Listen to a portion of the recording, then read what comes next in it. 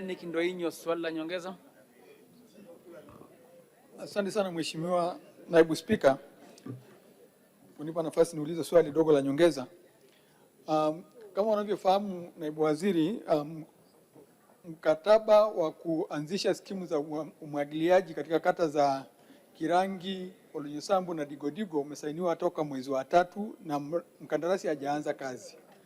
Sasa naomba ahadi yako ya kufuatilia changamoto inayomsumbua ili kuiondoa ili akaanze kazi. Asante sana Mheshimiwa Spika, Naibu Spika. Mheshimiwa Naibu Waziri, kama umemsikia vizuri majibu. Mheshimiwa Naibu Spika, nimshukuru Mheshimiwa Ndoinyo, anachotaka ni ahadi na anafahamu jambo lake, na mimi tumekuwa tukilifuatilia pamoja pale ofisini. Nimthibitishie tu kwamba ninalifanyia kazi na tutampa majibu hivi karibuni, na hata tukimaliza baada ya bunge tunaweza tukaenda wote ofisini kwa ajili ya kujua hatua gani ambayo tumefikia mpaka sasa hivi.